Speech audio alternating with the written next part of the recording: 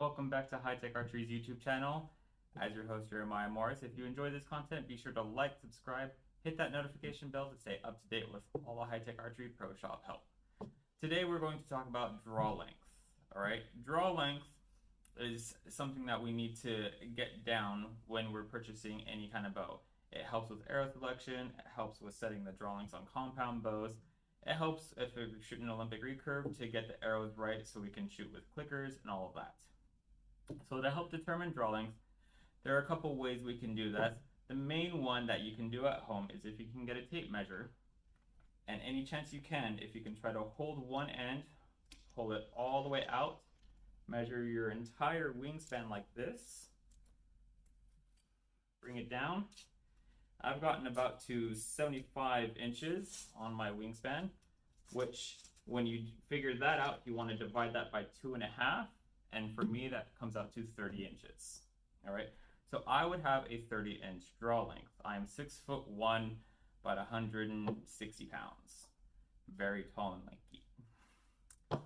So any bow that I may be purchasing or looking to go for in the future should be able to adjust up to a 30-inch draw length. Now, I've been shooting for about 12 years now. I've actually shortened my draw length up personally. With archery, what you want to do is be as consistent with what you're doing as possible. That helps with the most in accuracy. So what I shoot is actually a 29.5-inch draw length.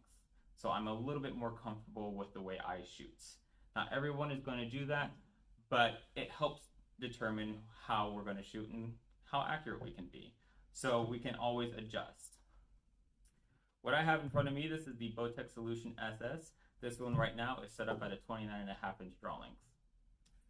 Whenever I double check a draw length on a compound bow, the main thing I always look for is where the string ends up on the face. I don't look at where your hand position is. I don't look at anything else. I just want to make sure the string comes all the way back to the face. So when we draw these back, the best anchor point that I can say to come up with, if you take the knuckle of your index finger that connects to your palm, you're going to actually put that underneath your earlobe, and you're actually going to push that against your jawbone right there. So that kind of puts it in a corner place. When that's done, you can already see that the string comes right up to my nose there, right in front of my eye on the side of my mouth. So this, to me, is going to be the perfect draw length. For that anchor point, what I've done to determine that is the best placement for anchor point is if I try to move my hand up any higher, my ear is going to stop me. If I try to push my hand forward, my jawbone is going to stop me.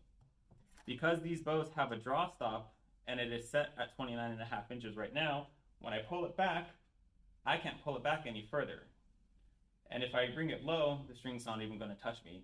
So for me, this is 4 corners of a spot that I can come to every single time, and I know I'm never going to deviate from. If we can keep that consistent anchor point, we can stay as consistent as possible, and our groups will become tighter, and we're a lot more accurate. So when we're picking out a bow, when you draw it back, you want to make sure you get that hand underneath there, and if the string is a little short or too far, we will need to adjust that draw length. Also, this device allows me to draw the bow back without the fear of dry firing the bow. The worst thing you can possibly do is dry fire a compound bow, which means shooting it without an arrow. So always make sure you have an arrow in your bow if you're going to pull it back. Or buy one of these tools and you can do it on your own. That's all I have for today. If you enjoyed this content, be sure to like, subscribe, hit that notification bell to stay up to date with all of High Tech Archery's Pro Shop tips for you.